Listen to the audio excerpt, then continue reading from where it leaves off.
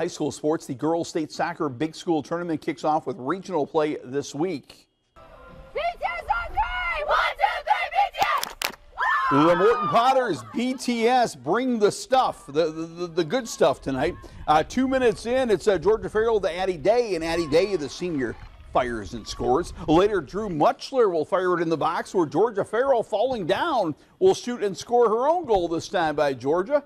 Pretty goal right there. Nice strike by Farrell. Later, watch the passing here by the Potters.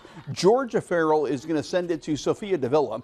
Davila is going to send it back to Georgia. Georgia is going to send it back to Sophia. I almost stopped shooting the camera and started clapping. That's beautiful. That's very well done, girls. Later, it's Davila with another goal, and the Potters are winners. 9-zip. Morton has won 18 straight matches. Their 20th win of the year. Up next, Morton will take on Metamora. Metamora, winner over Ottawa. Emmy Graff had a day. Emmy Graff comes up with a steal right here, and then she's going to launch a shot and score the first goal of the game. Nice left footer there by Emmy Graff. Later, Izzy Nieto is going to set up Emmy for the second goal of the game as Metamora quickly jumped on top. 2-zip, settled and scored. Then it's Emmy Graff one more time. Metamora wins it 4-1. Her official name is Emerson Graff. That's what's in the program. So we'll give mom and dad credit for calling her Emerson. But Emmy, 3 goals. Metamora, 4-1 over Ottawa. Now to the normal U-High Class 2A regional, and Coach Haley Sefton's Pioneers, big winners over Twin City rival Bloomington. Lauren Starkey ahead to Aubrey Bellata, and he put it ahead to Aubrey, and it's usually going to wind up in the net. Aubrey shoots and scores. What a career she's had.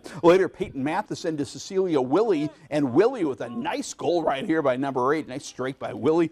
Then Lena Esparza is going to get it to Addison Leverton. Leverton's going to run on that through ball, and she's going to score a beauty. Normal U-High, a big winner. Peoria Richwoods and Dunlap were winners, and they'll meet for the Orion Regional Final. East Peoria basketball star Quentin Kitt is just halfway through his high school career, but the Raiders sophomore is becoming a big-time Big Ten recruiting target. Kitt had a monster sophomore season at East Peoria, averaging 23 points and 8 rebounds a game. He has continued that great play into his summer playing AAU basketball. This week he picked up 2 Big Ten offers, including one from the University of Illinois.